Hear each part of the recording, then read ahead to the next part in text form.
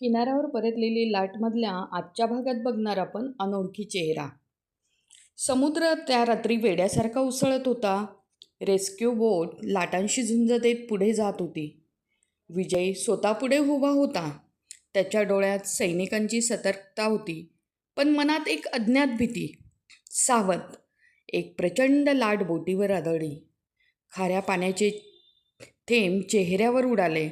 काही क्षणांसाठी सगळं धुसूर झालं, पण मग पुन्हा त्या अंधारात एक शरीर दिसलं. लाटांवर हेलकावत विजयने कोणतीही वाट न पाहता लाईफलाईन कमरेला बांधली. सर, धोका आहे, एक जवान ओरडला. पण विजय थांबला नाही. तो थेट समुद्रात उडी मारून त्या व्यक्तीकडे पोहोचला. थंड पाणी अंगावर आदळत होतं. लाटा त्याला मागे खेचत होत्या, पण त्याने त्या बेशुद्ध शरीराला घट्ट पकडलं आणि त्या क्षणी त्याच्या मनात एक विचित्र वेदना चमकून गेली. जणू हे नातं आधीपासून कुठेतरी जोडलेलं होतं. कष्टाने दोघांना जहाजावर आणण्यात आलं. डॉक्टर लगेच उपचारासाठी धावले. विजय पूर्ण भिजलेला उभा होता. त्याच्या नजरा त्या स्त्रीवर खिळल्या होत्या. तिचा चेहरा गंभीर जखमांनी विद्रूप झाला होता. समुद्राच्या पाण्याने आणि जखमांनी त्वचा पूर्ण बदलली होती. ती ओळखू येण्याच्या पलीकडे गेली होती. डॉक्टरांनी तपासून सांगितलं, जिवंत आहे, पण अवस्था गंभीर आहे. विजयने नकळत सुटकेचा श्वास घेतला. का त्यालाच कळालं नाही. काही तासांनी जहाज किनाऱ्याकडे परतू लागलं. विजय मात्र वारंवार मेडिकलकडे, रूमकडे पाहत होता. त्याच्या मनात सतत अस्वस्थता होती. जणू त्या अनोळखी स्त्रीच्या श्वासाशी त्याचं काहीतरी नातं जोडलेलं होतं. पहाटे ती स्त्री हलकीशी शुद्धीवर आली. डॉक्टर तिच्याजवळ उभे होते. विजयही आत गेला. ती स्त्री हळूहळू डोळे उघडत होती. तिच्या डोळ्यात भीती होती, रिकामेपण होतं आणि एक खोल थकवा. विजय शांत आवाजात म्हणाला, तुम्ही सुरक्षित आहात? ती काही क्षण त्याच्याकडे पाहत राहिली. मग अचानक तिच्या डोळ्यात अश्रू आले, कारण त्या आवाजाला ती ओळखत होती. तोच आवाज ज्याच्यासोबत तिने आयुष्याची स्वप्न पाहिली होती. पण ती शांत राहिली. तिने चेहरा दुसरीकडे वळवला, कारण आता तिचा चेहरा तिचा नव्हता. तिचं आयुष्यही नव्हतं. विजय डॉक्टरांकडे वळला. ओळख पटली का? नाही सर, तिच्याकडे कोणतेही ओळखपत्र नाहीत.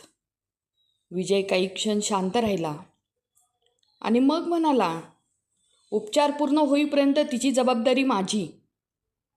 त्या शब्दांनी तिच्या डोळ्यात पुन्हा अश्रू आले, कारण तिने ज्याला सर्वात जास्त दुखवलं होतं तोच आज तिचा जीव वाचवत होता.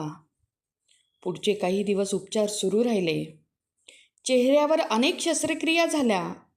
जखमा हळूहळू भरू लागल्या, पण तिचा चेहरा पूर्णपणे बदलला. जुनी मोनिका त्या आरशात कुठेच उरली नव्हती.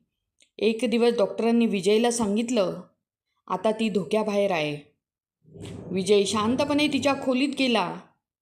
ती खिडकीतून समुद्राकडे पाहत बसली होती. त्याने हलक्या आवाजात विचारलं, कसं वाटतंय आता? ती काही क्षण शांत राहिली. मग मंद आवाजात म्हणाली, जगणं कधी कधी शिक्षा वाटतं का तुम्हाला? विजय तिच्याकडे पाहत राहिला. तो प्रश्न साधा नव्हता. तो खोल जखमेतनं आलेला होता. तो शांतपणे म्हणाला, हो. पण काही लोकांसाठी आपण जगत राहतो ती हलकसं असली. आणि जर त्या लोकांनाच आपण दुखावलं असेल तर? विजय काही क्षण विचारात पडला.